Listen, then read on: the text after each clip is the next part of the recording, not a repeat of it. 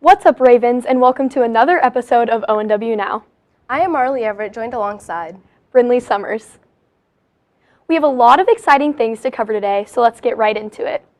Last weekend, ONW's first Tech Challenge team found out what this year's robotics game looks like. They're aiming for Worlds this year. Let's go to Andrew Bowles to learn more. The first Tech Challenge team has been working hard this year with the goal of making Worlds. Last Saturday, they found out their game and have been brainstorming designs for their robot. We learned that this year's game is kind of a take on basketball. So the robots are going to have to be able to intake 5-inch diameter wiffle balls. They can grab up to 3 of them, and then they're going to have to shoot into a goal that's about 3 feet off the ground and try to cycle as many times as they can, intaking and shooting over 2.5 minutes. The first Tech Challenge's goal this year is to make Worlds, which is something they've struggled with in the past. They're taking even farther preparation to ensure they make it this year. When they came up with their idea for the robot, they stayed focused on one concept. And when it ended up not working, they still kept pushing the idea. And what we want to do is have multiple concepts that we can practice with and then decide which one's better. Along with making more designs for the robot this year, they're also spending more time before and after school compared to years prior. We did not put any work after school and have horrible communication. The after school time will really be where we make up our progress the most. Good luck to the first Tech Challenge team this year on their goal of making Worlds. This has been Andrew Bowles reporting for the Raven Network. This weekend, I attended the Old Settlers Festival. This festival is a fan favorite for many different families in Johnson County. Now, let's send it over to my own story to hear more. All of these people love the Family Fun Festival environment provided by Old Settlers. They have a Ferris wheel and many business tents for self-promotion. I mean, they just, in the morning they have a parade, and that's just fun to go to. This year I played in it. This weekend, the city of Olathe hosted Old Settlers. Old Settlers is an Olathe tradition that began in 1898. It has occurred every year between then and 2025, other than 2020.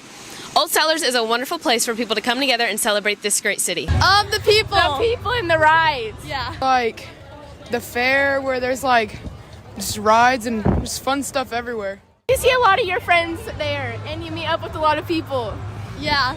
Citizens love attending this event every single year. It is a fun tradition for all to look forward to. This is Marley Everett with the Raven Network. Thank you, Marley, for that great story. Now let's send it over to Game Day to hear more about how our Raven sports are doing. What's up, Ravens? Welcome back to everyone's favorite segment, Game Day. We have some great stories lined up for you guys, so let's get right into it. We have boys soccer who are competing in the Camo tournament over at Shawnee Mission Soccer Complex. The soccer team has been playing hard in the Camo tournament this past week. On Tuesday, they played top-ranked Rockhurst and put up a good game and unfortunately fell short. Yesterday, they played Lee Summit North and put up a good fight, but again, just fell short. The Ravens play their next game of this tournament against Blue Valley this Saturday. Good luck, soccer.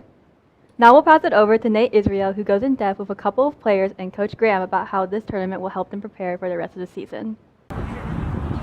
Preparation for an in-season tournament carries a unique approach. Just take care of your body a little more. Like, it's a lot of games in 3 days. We definitely want to save legs, save our energy, but also work hard at the same time. Because of the nature of the tournament, there's no overtime. It goes straight to penalty kicks, which is not something that we typically work on until the very end of the season. So we are working on those a little bit just in case the game does go to those. And this year we're playing way better schools than last year. We're not playing Grand Valley again.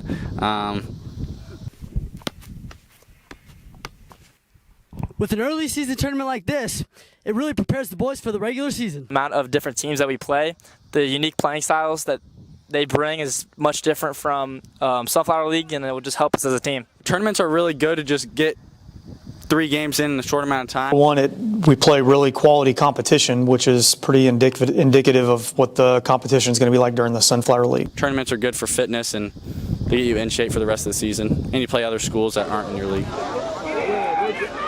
Ravens soccer hope to finish the tournament out with a win as they play Blue Valley High School tomorrow at 10 a.m. at Shawnee Mission Soccer Complex. For the Raven Network, this has been Nate Israel.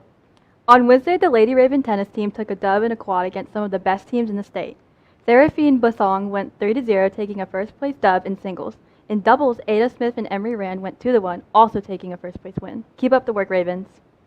The girls' golf team also had a strong showing at Sunflower Hills on Monday with a team finish of 4th place. Brooke Robbins took 7th place individually with a shot of 84. The golf team will be back on the course next Monday.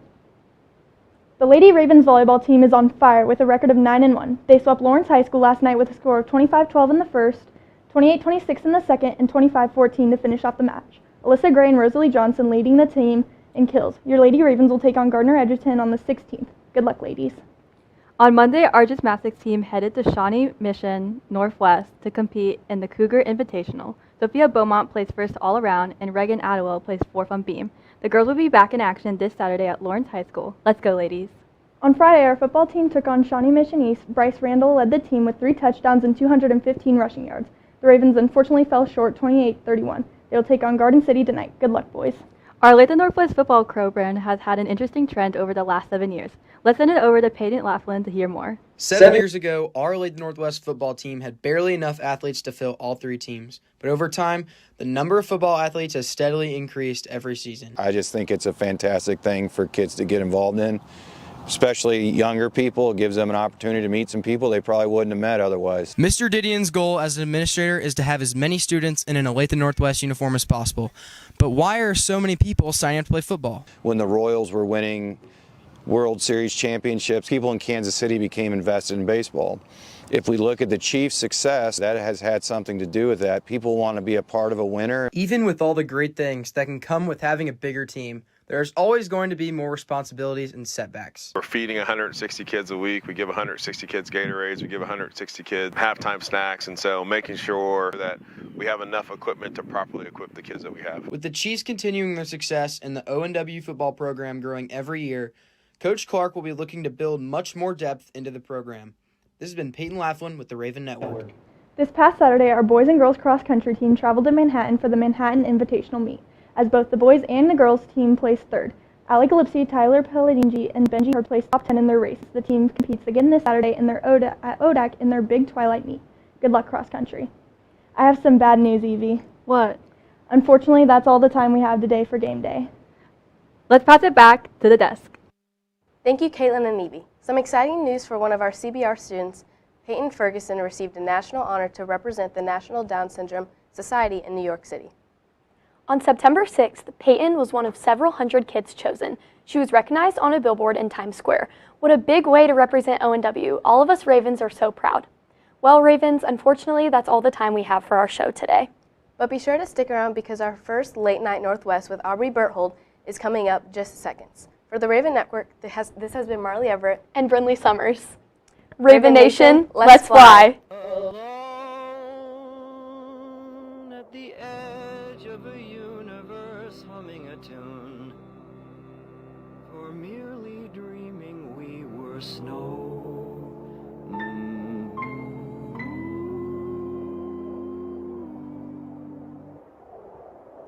What's up, Ravens? It's that time of year again. The very first episode of Late Night for this new year, and let's just say it's gonna be sweet. We are joined with Maya Powell, Paige Hales, Zoriana Primavera, AJ Meyer. Who do you think is gonna win?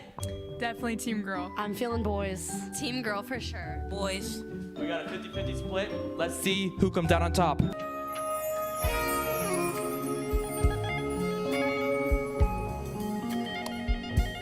It's every day, bro, with the Disney Channel flow. 5 mil on YouTube in 6 months. Never done before.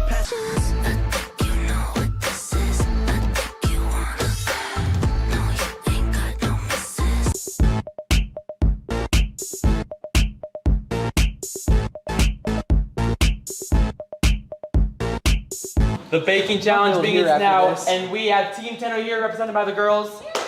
Team Tate McRae represented by the boys. And you might be thinking, why do they look so silly? Well, that's because this cooking challenge has a twist to it. Every single person here has a little bit of a disadvantage. It's going to make it a little bit harder to compete. Mute, deaf, and blind. There's one on each team. Let's see who comes out on top. Stop. Where's the recipe? Put away. Oh wait, I forgot you can't look. Preheat oven 350. Spray bottom and side. Bowl. Wait, where's the mix? Where's the mix? Water. That's the bowl. Yeah. Put that. I'm gonna get the other stuff. Oh my Jesus. eggs. We need a cup of water, half a cup of vegetable oil. Okay, maybe he shouldn't get that. Oh my! Oh, they stole it. Oh, frick you guys. Oh my god. Cup of vegetable oil, there we go. Mix it! Mix it! Whisk! Oh my god! Whisk! No, don't use that! Whisk cat. Hold on, wait. Let's do it. Okay, don't do that. Don't drink it because it's gonna fall out. Yeah. Okay. Yeah. You guys just gonna kind of. Just to take the mic. No, leave it. Okay, hold on, wait. This is good, right? Is that one good? Bryson seems to be really upset. How was this measurement? Yo, how big is this? Wait, he's blind. You can't do that. Okay, hold on, wait. Just give it to me. You idiot. You're getting it all over the guy. You're the one who put oil on me. I would never do that. Okay. Stop. What are our thoughts? I'm a little concerned for both teams. I was seeing some foul play over there. A lot of mixtures of ingredients every which way. We'll see if the boys' flavor comes through. Where?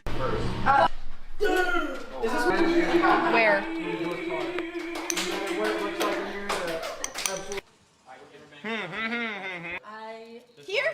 You have like little muffies. Okay, wait, I kind of. That's good, yeah, that's good. Oh, okay. That's actually not bad.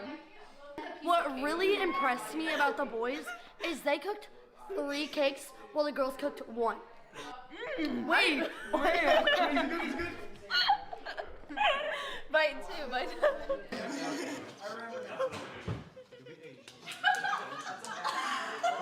I felt like the girls did have really good presentation, but the texture is still traumatizing my throat right now. After further review from the judges, the winner is the boys! Let's go! Yeah, guys, what are our I'm thoughts? really upset. I feel Unfair like we put voting. It is unfair voting. I think we We put a lot of had hard the work in. creativity. The cakes taste the exact same. There's no texture difference there. And we feel great. I mean, there's not much of a better feeling to win a baking competition for late night. I see no world in which that would have won over ours. Even though I didn't see it until 2 seconds before they tried. I didn't do much. Kind of just sat there, but we won, so I'm basically the whole reason we won. Personally, the boys' team, their cake looked like an ant pile, when ours looked like amazing. At the end of the day, cake is about tasting good, not looking good, and ours tasted better than theirs. They literally just crumbled it together. They just put random pieces of cake together. So I think that's a fair decision. I'm glad we won. We'll start to late night. Like, you could tell ours was Mickey, you could tell ours was looked like they colorful. I feel like I feel good about our decision with the boys. I think the girls, I just can't get over the texture. The head was not doing it for me. For the boys, we gave them an 8 out of 10, And the girls a 6. a 6. We will be back. I'm the new owner of Late Night. Thank you, James Scales, for giving me this great opportunity to have some fun with my friends. This was a great episode. Stay tuned for the next episode.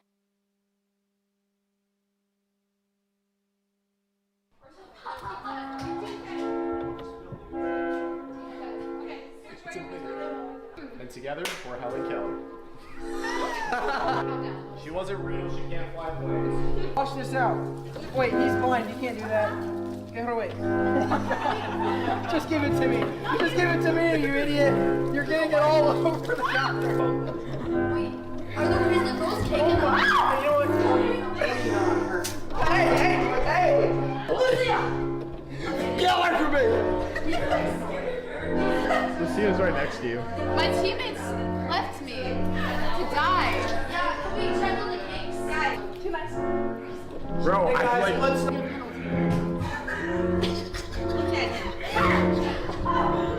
Oh! I picked the worst one. So did they all? No!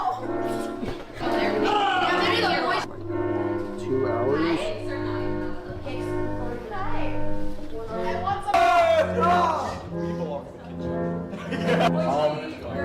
I didn't do much. I just sat there, but we won, so I'm basically the whole reason we won.